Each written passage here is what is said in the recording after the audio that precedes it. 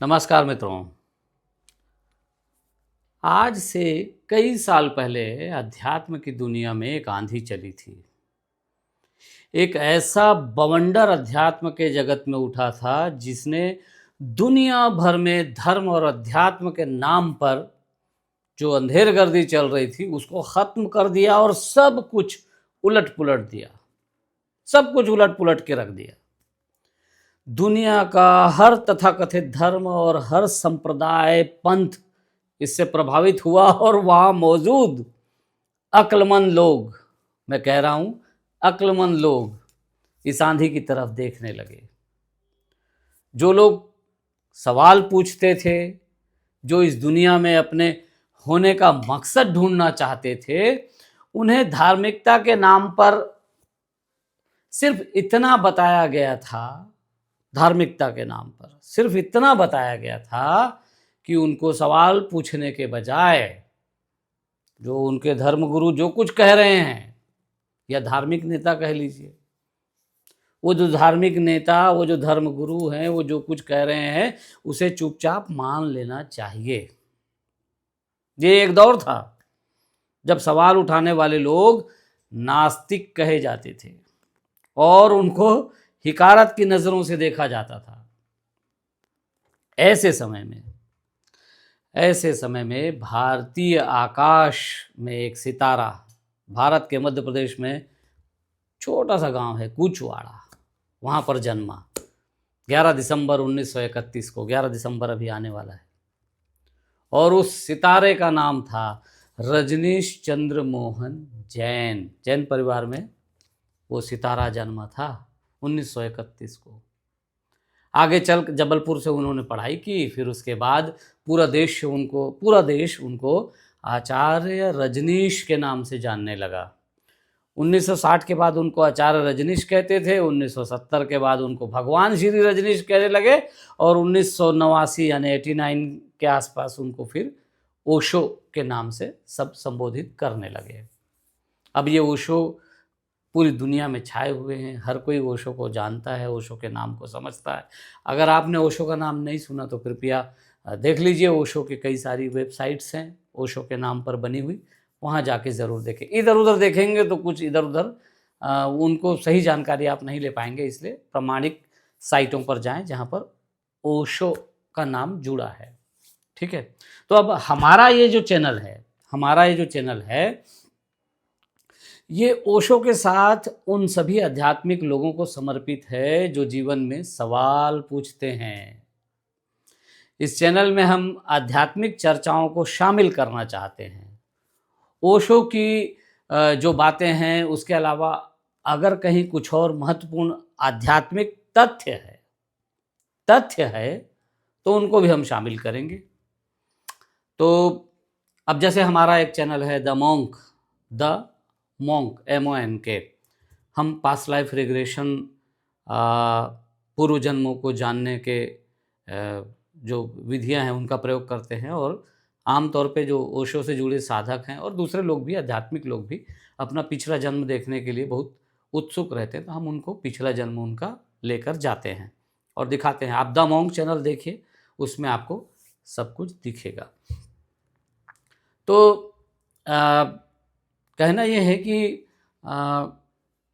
हमारे उस चैनल पर बहुत सारे लोग आध्यात्मिक सवाल करते हैं और दूसरा हमसे जब लोग मिलते हैं तो भी सवाल होते हैं। बहुत सारे लोग व्हाट्सएप करते हैं, SMS करते हैं, सवाल पूछते हैं ध्यान अध्यात्म को लेकर। तो हमें लगा कि क्यों ना लोगों के सवालों के जवाब यूट्यूब पे दिया जाए, ताकि और भी हज़ारों लोग हो सकते हैं जो इस तरह का सवाल करते होंगे। अपनी समझ के हिसाब से, जितना हमें समझ में आता है, जितना हमें समझ आ रहा है, जितना हम बता सकते हैं, उसके हिसाब से मुझे लगा कि ये आपसे चर्चा करनी चाहिए। तो एक सवाल ये किसी ने पूछा था, हाल ही में किसी ने पूछा था कि मेरा मन शांत क्यों नहीं होता है। मैं जब, एक महिला थी, तो जब भी मैं ध्यान करती हूँ बहुत विचार चलने लगते हैं, तो विचारों को बंद कैसे करें।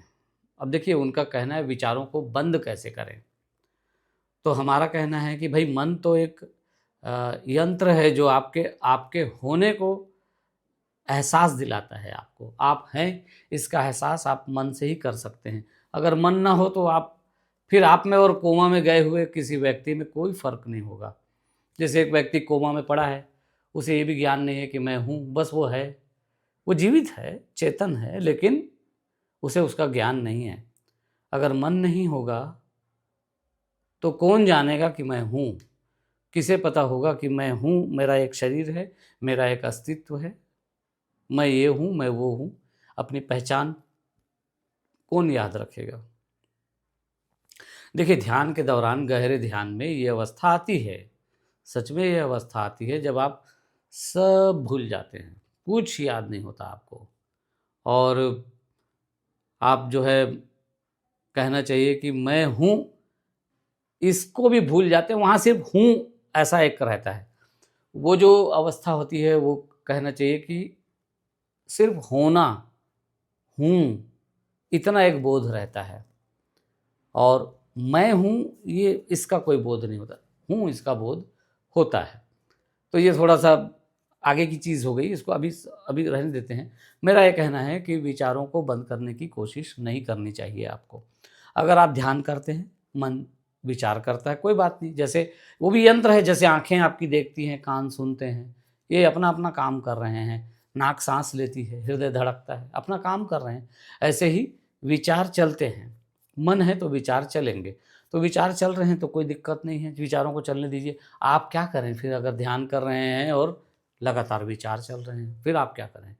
आप कुछ नहीं करें, आप सिर्फ और सिर्फ देखें, उनको देखते रहें विचारों को।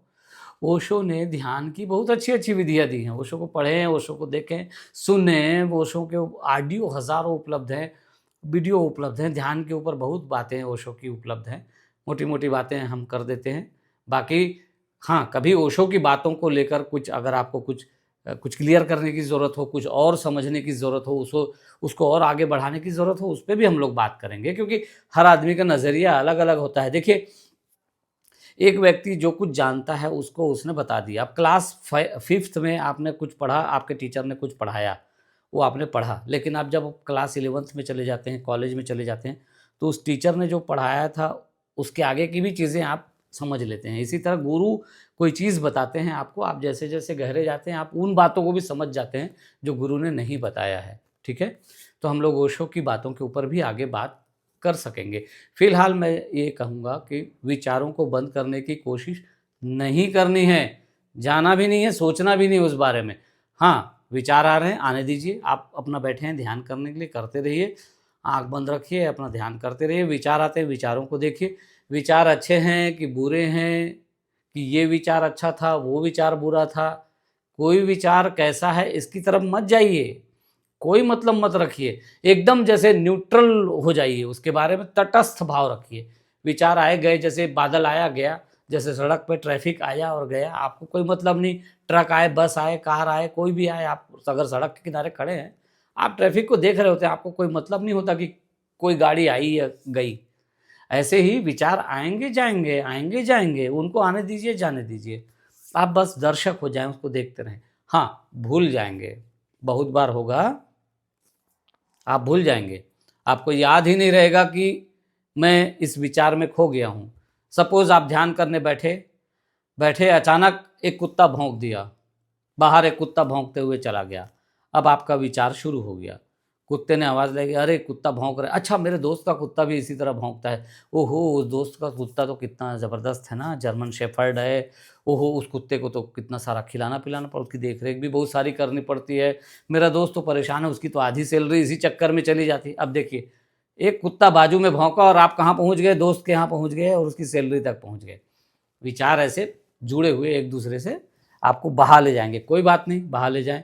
अचानक आपको फिर याद आया, ओहो मैं तो ध्यान करने बैठा था, ये क्या चल रहा है, होश में आइए, वापस आइए, फिर से ध्यान में बैठ जाइए, मतलब फिर से वापस विचारों को देखने लगिए, फिर विचार आपको कहीं ले जाएंगे, फिर आप वापस आ जाइए, फिर ले जाएं, फिर आ जाइए, बेफिक्र रहें, कोई टेंशन नहीं, कोई तनाव नहीं, कोई ये नहीं, बस बैठिए। देखिए, आप अगर बैठते हैं ना, वो सबसे महत्वपूर्ण है मेरी नज़र में, आप बैठिए, ये सबसे महत्वपूर्ण है, बाद में ध्यान लग ही जाएगा, आप बैठिए तो सही, रोज़ बैठिए, रोज़ बैठिए, बैठते रहिए, और एक दिन आप पाएंगे कि धीरे धीरे धीरे धीरे विचार भी आने लगे, विचार से भी आपका कोई मतलब नहीं रहा, आप साक्षी भाव में दर्शक की तरह एक दर्शक हो जाएंगे, और आप जो कुछ चल रहा है उसे महसूस करने लगेंगे। फिर आपको संसार में भी एक तटस्थ भाव आपके भीतर डेवलप होने लगता है।